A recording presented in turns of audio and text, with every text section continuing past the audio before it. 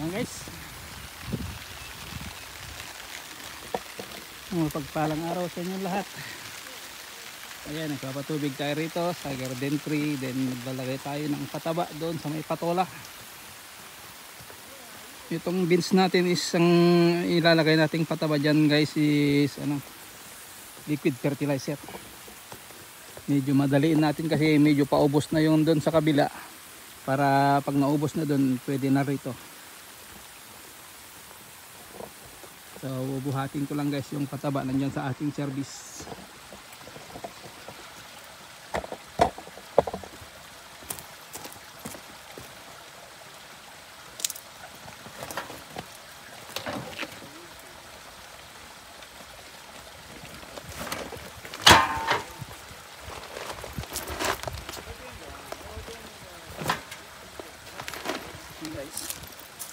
Tara, doon sa dulo. So inopen natin dito guys kasi ito yung madaling matuyo. Inopen natin doon sa bandang likod ng tatlo. Then maglagay muna tayo ng pataba doon. Ito guys, liquid fertilizer kasi ayan oh. May pa isa-isa na malapit na in 3 days or 5 days. So wag natin paabutin ng 5 days, 3 days. Kailangan pwede na sprayan natin ng liquid fertilizer. So ngayon pinapatubigan ko guys. Bukas after ng harvest doon sa garden 1, pupunta tayo rito mag-spray ng liquid fertilizer. So ito yung lalagyan natin ng pataba. Yan. Itong natin patola. Siya guys so wala na tayo.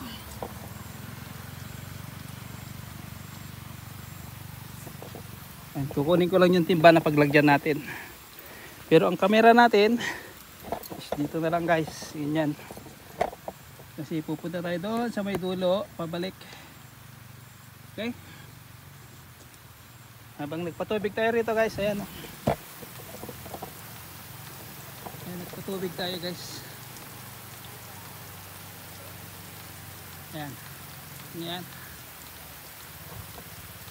Sinom ko lang para makita nyo. Hindi naman kasi natin pwedeng lapitan ng gusto. So ito yung lalagyan natin ng pataba. Ayan. So dito lang yung camera natin. Kunin ko lang timba.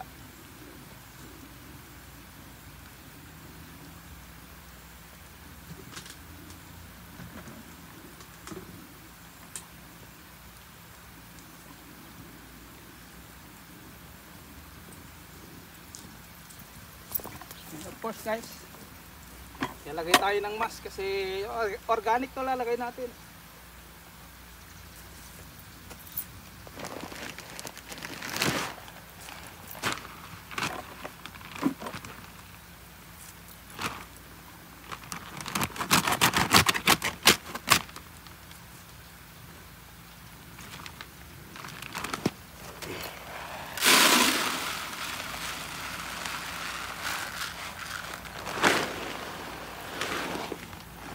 May bunga na siya guys.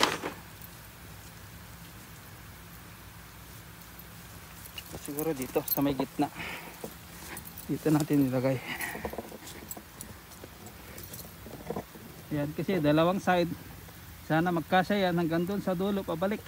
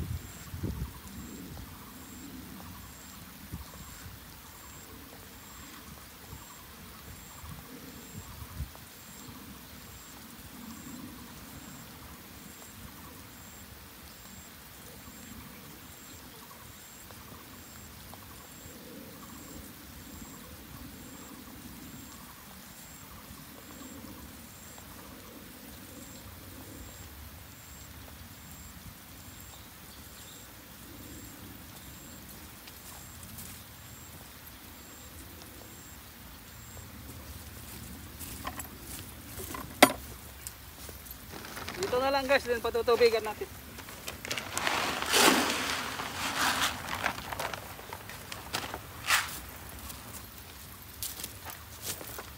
Ito na lang, banda rito.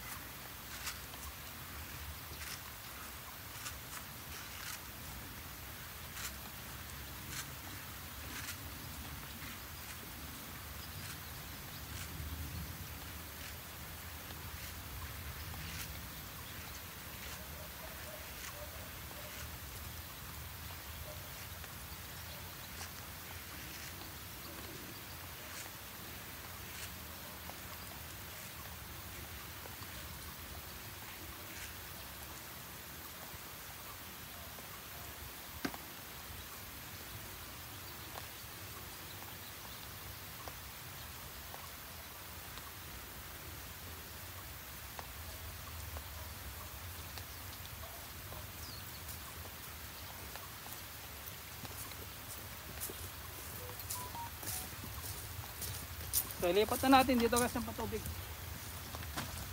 Ilipat na natin dyan ng patubig. Stop natin dyan. Dito natin lilipat. So ang camera natin dito muna kasi mabasa. Ayan.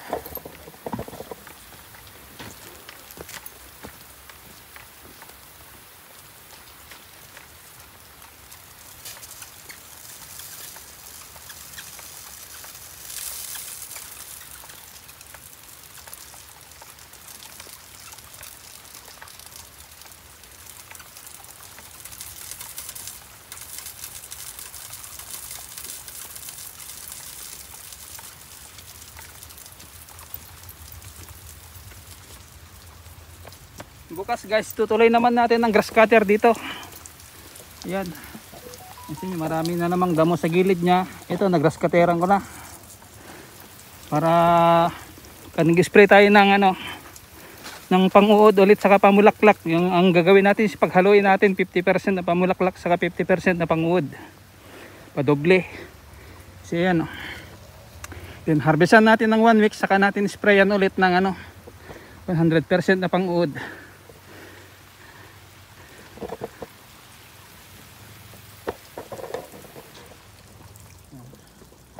Stop naman natin doon. So ayan na siya guys, oh. Ayan. Ayan, oh. Ayan, ang bunga. So pag hindi natin madali yan guys, mga 5 days o 7 days. Itong gagawin natin, sprayan natin ng liquid.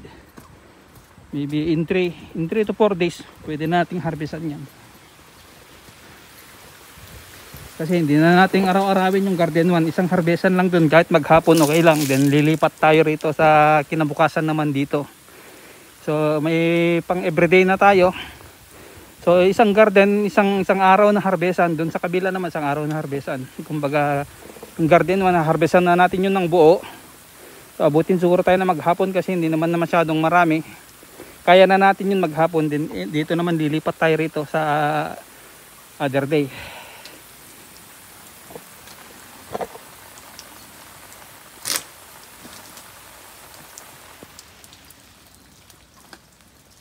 Yan siya guys. Ito yung kalabasa guys. May bunga na. Ayan. Kaya lang nabubulok siya guys. Na yan ng fruit borer. So inuna nating pinatubigan dito sa gilid na to. Number 1, inuuna natin dito kasi ito yung lalong mostly madaling madry. Kasi siyempre pababa doon, ito yung medyo mataas. Kahit umulan, pababa doon lahat yung tubig. So mamaya pag nag-open tayo dito sa may gitna, i-open na naman natin ulit to. Tara, pasyalin natin ang gitna. Yan siya kasi guys, so ayan o. Tanggalin ko ng mas. Ayan guys, ang bilis ma-dry, di ba? Kasing init.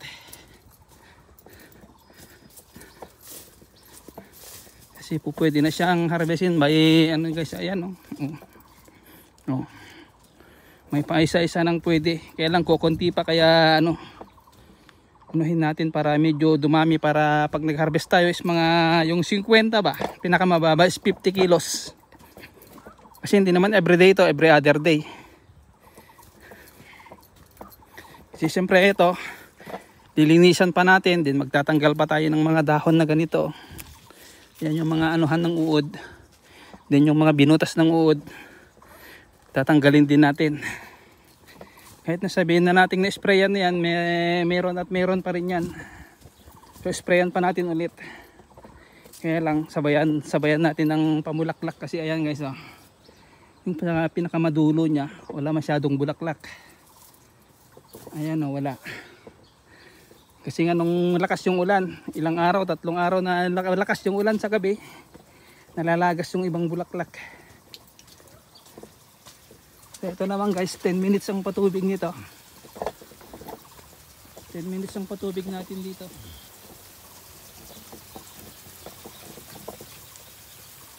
Then pag natuyo yan guys, araruhin natin yung gilid, yung walang tanim. Nako, bumigay na.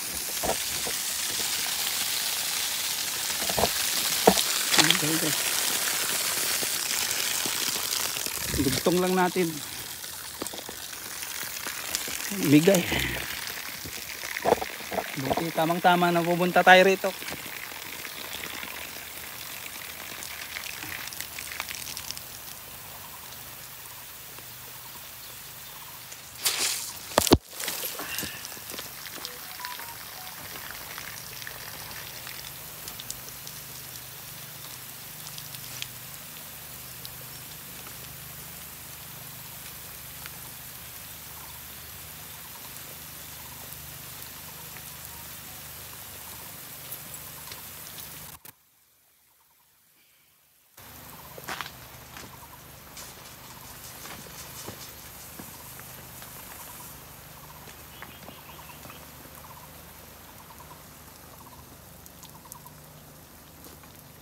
Guys, tanggal yung pagkadikit.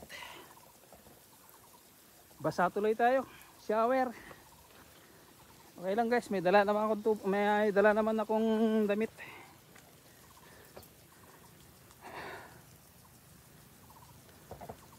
So dito guys, walang tanim kasi ayan oh.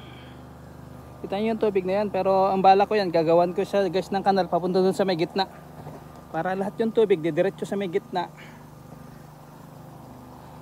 Kahit hindi na nating patubigan o ano lang, once a week lang. Kasi patola naman yan guys. Hindi problema ang ano niyan, kahit ano, minsan lang mapatubigan. Kasi nag-start pa lang naman siya mamulaklak, sprayan pa natin yan. Pag may bunga na yon, twice a week.